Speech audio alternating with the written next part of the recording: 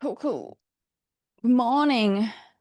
Welcome to Coffee with Carissa live and unhinged. Um, I decided to be a little bit more ranty in this video, hopefully call some people out on some behaviors that aren't serving them and give them some fresh ideas. The topic today is your brand needs a personality disorder. Not just personality. I've been talking about brand personality for years and years and years, and it's important, but it's got to the point where I still see so many people posting and their posts are just bland, vanilla, beige, and they get 0 to 2 likes and no reach and nobody sees them. And I've just been trying to tell people for years and years and years that your brand needs some kind of personality. You need to put some kind of yourself into your branding, into your business, into your posts in order for people to connect with you or want to engage with you. And it's the message isn't getting through. So I'm back again.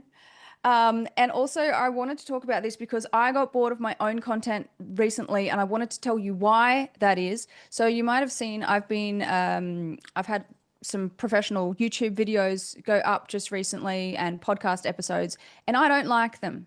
I don't like them. I click to watch them, and I'm just like, who is that? I don't like myself in those videos. I feel like I'm boring. I didn't even want to watch my own video. And that's because it was too not scripted. Yeah, it was too scripted and it was too structured and um what's the word I'm looking for? I was following a strategy. I was trying to be strategic. And this is also coming from advice from the person who's editing my videos and things. And at the time, I needed ideas because I was like, I can't think. But when I watch my own YouTube videos back, I'm like, that's not me. That's not me. And that's not what works for my business and my marketing. And so that led me into a little spiral of, well, who do I like to be in my marketing? I've got some notes that I'm going to share with you today as well.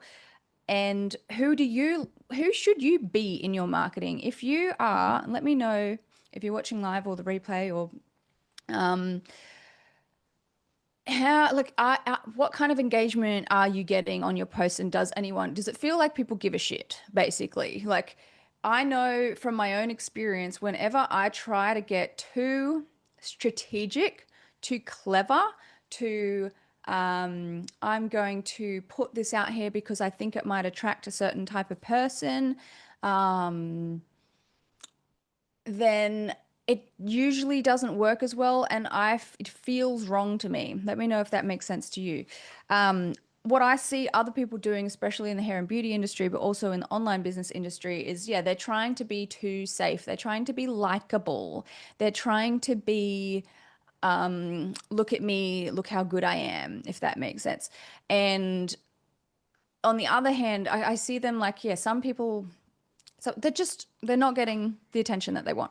So I still see salons posting the same way that they were like 5 to 10 years ago, and it's didn't work then and it's still not working now, and they still haven't changed. So I wanted to ask some questions to get you hopefully thinking about what kind of personality you could put into your posts. And the first one that I like to ask myself or to ask my clients if I'm doing a one-on-one session with them is, who are you when you are comfortable with your current, like your long-term clients that you're really comfortable with? Who are you when you are with your team that you're really comfortable with? I'm sure there's a different part of your personality that comes out than what you're posting on the internet. And who are you when you're with your closest friends, when you're having a bit of a laugh or a gossip session, or you're talking about something that's amazing, or you're bitching about someone or whatever? Like, what part of you comes out then? It's usually more of an alive part of you. And what I see people doing is when they go onto their socials or they go to post, they kind of freeze up. Let me know if you can relate to this feeling. And they don't know who they're talking to. They're talking to the internet. They're talking to just random strangers online. And they become like, who am I kind of thing. Like you forget who you are, you forget what you're passionate about, you lose all of that energy, you lose that excitement. And so what I want to propose to you to practice this week is notice the times and the moments in your days, in your business and your work, that you actually get really excited. It might be a time where you have a great idea and you're like, oh my God, I have to tell people about this. Or it might be a time when you have like do the best, work you've done on a client and you're so excited and the client's so excited and you're both like, oh my God, this is so amazing. That's the energy that you have to put into your posts. And so if you just take a before and after picture and you leave it until later and you're tired and you post it and you're just like hashtag hair of the day or whatever kind of hashtags you're using, or just a random sentence of like, lovely hair for a lovely lady, it has no energy, it has no enthusiasm, it has no passion, no personality whatsoever. So if you find yourself in person, physically in real life, having a good chat to a client, being really passionate about something that you sell. It might be a product that you sell. It might be a service that you sell. It might be a common problem that you see people having and it makes you really angry. Like this one today. It's not that I'm angry, it's just that I'm like, oh my God, please let me help you. Um, you need that little bit of unhinged energy, and to stop trying to be so perfect and polished.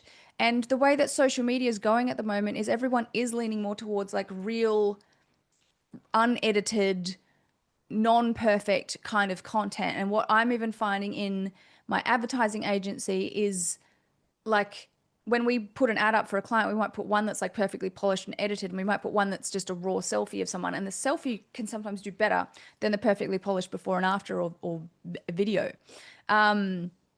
So people want real, especially with AI coming out. Nobody trusts anything anymore. So the more real and raw and human you can be, the better chances you have of success. Now, the other way to think about this from the client's perspective, and I did actually want to see if the comments were working today. They weren't last time. From the client's perspective, doesn't look like it. That's okay. Is when so if you imagine that you are a client looking for a service, right? You've decided, hey, I need to get my hair done, a facial, a massage, or whatever. Let me know.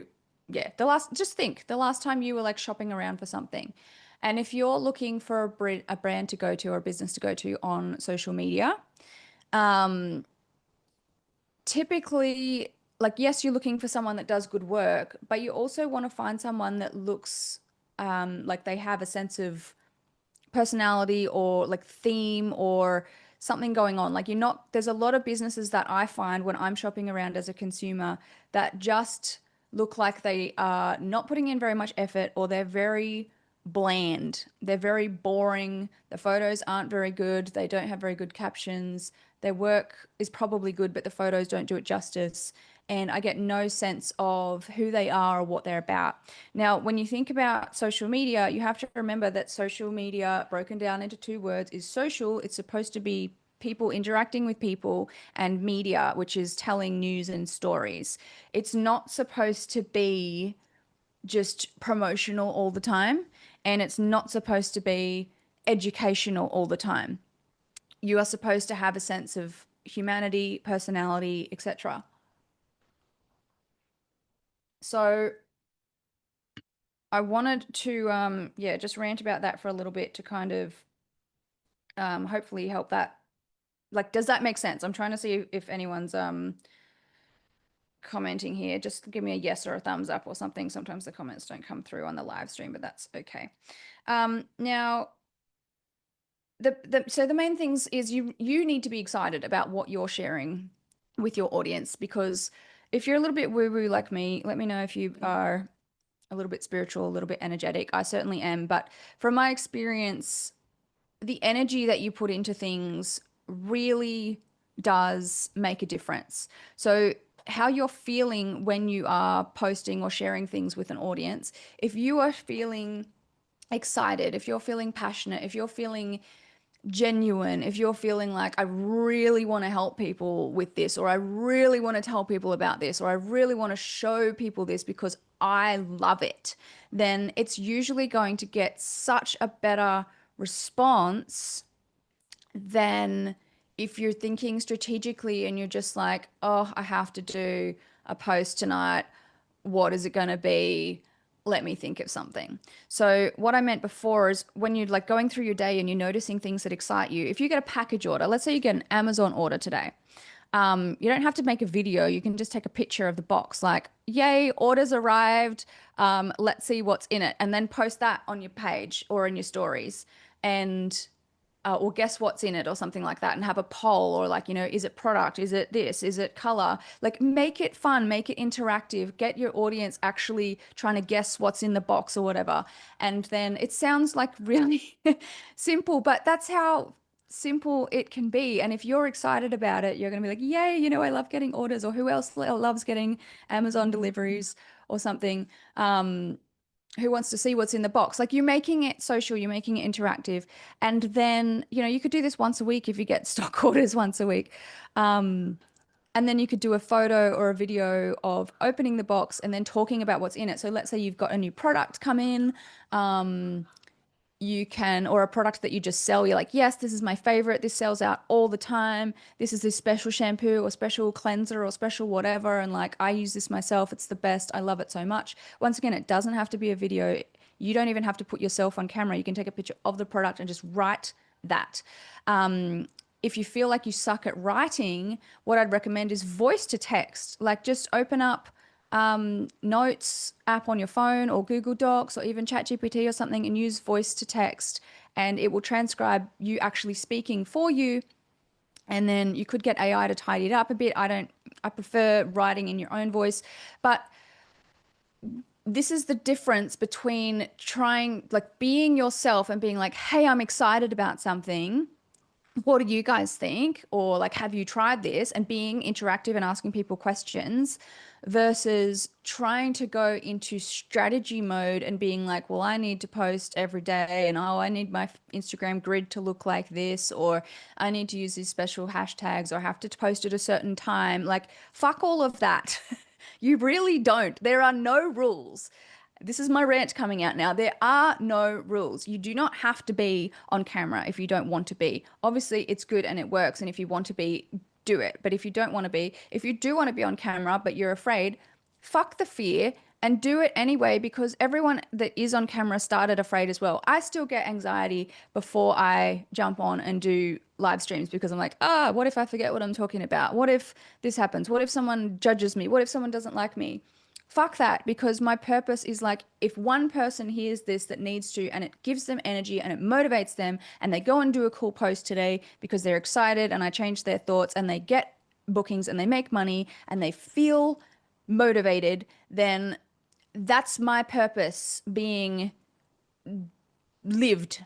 So if you're feeling really flat about your marketing and your business in general, then like, maybe you've lost your purpose a little bit. You need to find it. You need to find that fire, or like the reason why you started. You need to be excited about what you do. I love marketing and I love social media because it's literally just people and psychology and understanding people and trying to build relationships with people. And that, I like it. It's fun for me and it makes me happy. And so back when I had hair extensions and spray tanning business, I clearly don't have a tan on right now, but every time I would have a tan on, I'd be like, I feel amazing. I feel so good. I get my hair extensions done. I'm like, I feel normal because my natural hair is really fine. I get my lashes done. I'm like, yes, I'm pretty. So, and that was the energy that I wanted to put into my posts, and that's what I did. And so people bought into that energy. They bought into that excitement. They bought into that enthusiasm. So put a bit more enthusiastic personality into your branding, into your business, into your post, without trying to sell in every fucking post. Excuse the fucks coming out today. Because that will turn people off as well. You need to have a balance. You need to have some posts that are just for fun, and you need to have some posts that are promoting and selling your work. If you have too much of the promoting and selling your work, you're just going to have people liking you and, commenting on you, but they're not going to be buying. If you have too many sales posts, then people start to just be like, ugh, they're just really salesy, right? So you need to have a balance. And once again, before you try and strategize it, there is no perfect balance. You don't have to have like 2 sales posts a week and 5 content value posts a week. You could alternate them. There's no rules. You get to make up your own rules. Some people just post, like, let's say on Instagram, they just post content interactive posts without selling on their grid, and they sell in their stories. That's one way to do it. Some people don't try and promote or sell anything in any of their posts, and they run ads retargeting those people that are selling their services. So all of their content is like organic and engaging, and then they have ads that they spend money on to sell and promote the services.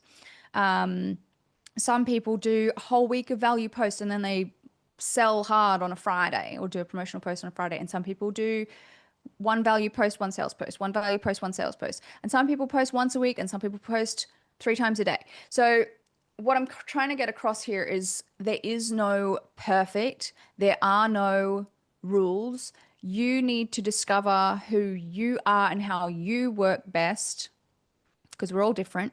You're not going to be the same as me, or the same as someone else. And just find what excites you or what makes you feel something and put that into your posts. Okay. That was the main rant I wanted to have. Oh my God, where did it go? I'm just going to check this. Hey, Candice. So what the notes that I just wanted to share to wrap it up is that the energy that you put into your marketing matters. People can feel it. If something pisses you off, or you keep seeing a common problem or something that your clients are doing wrong, or that people in general are doing wrong, and you have a solution for that in your business, turn it into a post. If something pisses you off, turn it into a post and see if people agree with you. Some people will, some people won't, and that's good. If you're obsessed and excited about something, turn it into a post. You have to do it before the fear of what someone thinks might stop you as well. So this is the last thing that I wanted to do, because the thing that stops most people from doing this is, what if I upset someone? What if I offend someone? What if people don't like me? What if? The thing with what ifs is you don't know what's going to happen until you do it. And that fear is going to stop you from doing almost everything in your life. Like, what if this goes wrong? What if that goes wrong? Like, you are just not going to really grow if you allow those thoughts to stop you. I have some students in my courses, or in my in my courses and things, that I'll be like, go and use this ad, it'll work. And then like, but it's only for new clients. What are my existing clients going to think or say? Like, it's going to piss them off, so I won't run it, or I'll chicken out, or I won't. And I'm like, well, then you're missing out on all these new clients because you're not putting it out there. And your existing clients, I've been teaching this for like 12 years, they don't mind. There might be one of them that's like, oh, what do we get? But like, on a big scale of things, if you want new clients or you want more engagement, you have to do things that are not trying to please everyone. And this doesn't mean go out there and like say mean things about people or be a bitch or whatever. It just means put your passion into your posts. I think that's my main method today. And have a personality and be less professional and strategic. Unless you are just a very non-personality, vanilla person, but I doubt many of you are. Some people are, but yeah. If you're just naturally boring, I can't help. Sorry. You're gonna have to, I'm sure you've got something. Um, why did I crack myself up? Okay. So yeah, how you act, the questions, how do you act around your friends? What is your real personality like? How do you act and speak when you're comfortable around long-term clients? Like, when you're really being yourself, who are you? And how can you put more of that into your brand and into your marketing?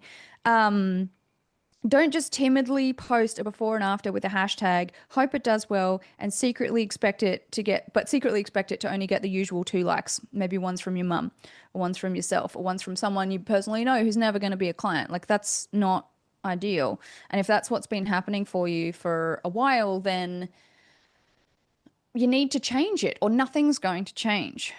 So don't try and look professional. You want to try and be unforgettable. You want to have something that makes you stand out from every other business that's just talking about the same thing and doing the same thing. You don't want your content to sound like a corporate wellness pamphlet. Don't do that. You need to throw ranty thoughts onto the internet, or throw a little bit of your real self onto the internet. Some of my favorite posts that I've seen this week was one from my friend and who's another business coach, Caitlin Muir. I can't pronounce her last name, who just yesterday did a post on Instagram that was like, I literally can't think of what to post today, so here's a selfie of me in my new jeans. And it got heaps of comments and people loved it and asked about her jeans. So that is a good example. Like, you can post. I saw there's this one lash salon that I follow. I think I've spoken about this before. I can't remember the name of it off the top of my head, but every morning she just does a outfit of the day selfie in the mirror of like, look what I'm wearing today. This is what I've decided to wear for work because she likes fashion. So she's mixed fashion in with her lash extension business. So it's an outfit of the day. And then she posts her favorite lashes that she's done that day. So it's like, look what I wore to work. Here's my top 3 sets of the day. So, and it's not like trying to sell anything. It's just being like social. And so people might not comment on the lashes, but they will see them, but they might be like, oh my God, where'd you get that scarf? I love the scarf. Because that's how people are. I wish I was more into fashion. I'm not. I'm more of a like buy a t-shirt that I like and wear it for 10 years until it dies kind of person. But I also love pink and neons and sparkles and things. So, and yeah, I have a very ADHD brain. I'm all over the place. So I try and put that into there a little bit. I just saw somebody said something here. SKWP said, thank you for this. Candace said, I remember you saying this years ago, and I've always done well because of my authentic self. I know other people in the industry, I think it's for attention, but I just figured be yourself and the right people will come to you. Absolutely. And you're not, there was one thing I taught in my very first social media course, which was 50% of people don't like you. Like, if you can embrace that fact, like this may not be completely true, but if you just think about the world and society, like if you think of a celebrity, heaps of people love them, heaps of people hate them. If you think of a politician, there's a percentage of people who love them and there's a percentage of people who like them. It might not be 50-50 or it might be. And if you think of a business that has a brand like my business, there's probably some people like me and some people don't because I might be too ADHD or I might be too pink or I might be too whatever. I might, promote discounts and they hate discounts. Like I can't control that. I know that what I like and I know what works for me and I know what works for my clients and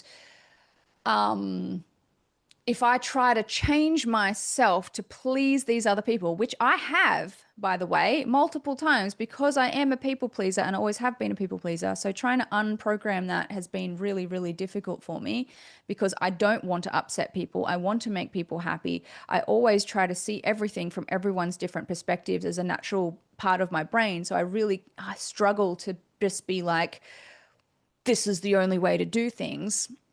I believe that there's millions of ways to do things.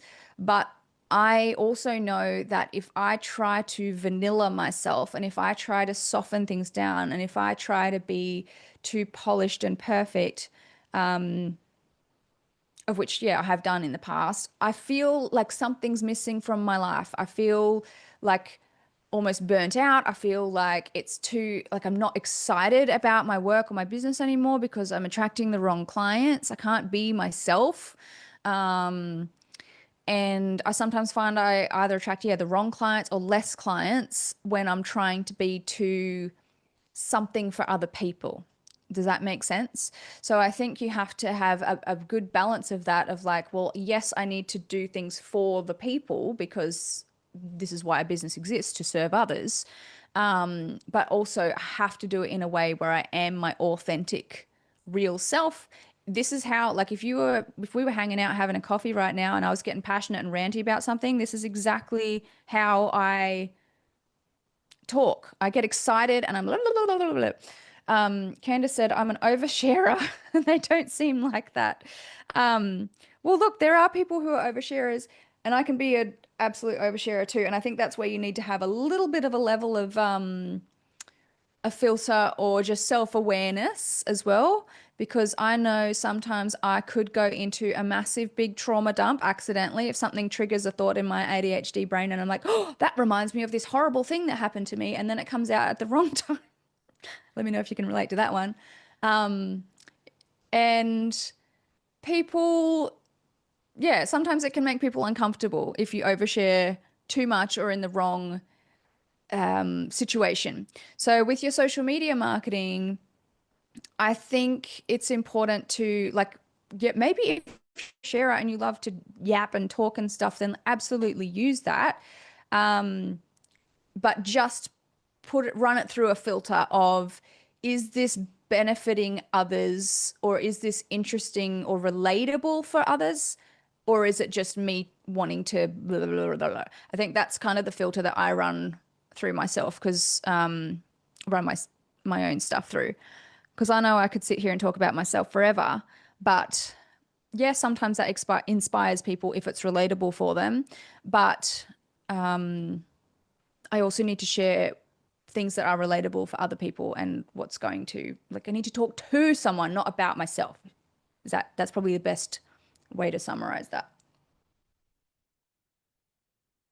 Here's a random personal story that just unlocked in my brain. I do remember, because I was a very shy child, I didn't really talk much at all, and I didn't have very many friends, right? I was very awkward socially, and I still am a bit. But in primary school, didn't really have many friends, or I had a couple of friends, and I really was never myself. I was always hyper focused on like trying to fit in. And then in high school, I made a bunch of friends, and I felt like they were a bit weird like me, and I could actually be myself. And so I started to talk more for like, and I would like just yap, yap, yap, yap, yap, yap, yap, yap, yap. It was almost like I was trying to catch up on like 12 years of sharing things about myself or my life. But then someone called me out on, Carissa, all you do is butt in and talk about yourself. And I was like, and then that put me back into shame and just wanting to be quiet and not, and trying to fit in again. But it actually was a really, like, I needed to hear that, because that moment taught me that there is a balance and you can't just butt in and talk about yourself all the time. Um, and this is, yeah, probably looking back now, that would have been my ADHD diagnosis moment, if that was a thing back then. Um, but it's made me stop, and it made me pay attention to what other people were talking about, and then try to be a little bit more selective with, well, I've got a story that I want to share about that about myself, but also I want to hear about your story, kind of thing. So Jenna said, you're amazing. Thank you, Jenna. Candace said, I tend to overshare to relate to other busy mums that are going through a hard time. Yeah, totally. And that's fine. I think I don't think it's a bad thing. I don't think we should stop ourselves from talking about ourselves, because I did that for a while too. I was like, I talk too much about myself. I need to stop. Um, and you know what that did? Just made me feel lonely and like I was suppressing myself all of the time, and it wasn't my real authentic self. So I think there does need to be that balance of I hear, you know, empathetic listening when someone else is sharing their story of, oh my God, like say something about what they're saying before you start talking about yourself. Or what I like to do now is, this has changed topics by the way, but whatever. I like to like ask sometimes consent before I blurt out a bunch of stuff. So as an example, they'll tell me some story, like it might be a client or whatever, and I'll be like, listen, listen, listen, ask questions. That sounds hard. Oh my God, what did you do about that? You know, really ask questions and dig in. And then, can I share something like that happened to me like that? And then that kind of pivots, and then I get consent to share my story. And that makes me feel less bleh. But if you are a bit, you have a lot of ideas, if you have a lot of ideas and you have a lot of thoughts, just like that's so much content, really, when you think about your um, marketing. Like, I have so many ideas and so many random thoughts all of the time. And a lot of the time I think, I'll do that later, or I'll post that later, or I'll write it in my notes and I'll do it later. And you know what? It never effing happens. And so I've just started to be like, nope, let it fly. If I have like 5 thoughts a day, I can post them. I can put one in my stories. I can put them in my group. I can start writing a blog. I can write that down as a podcast topic.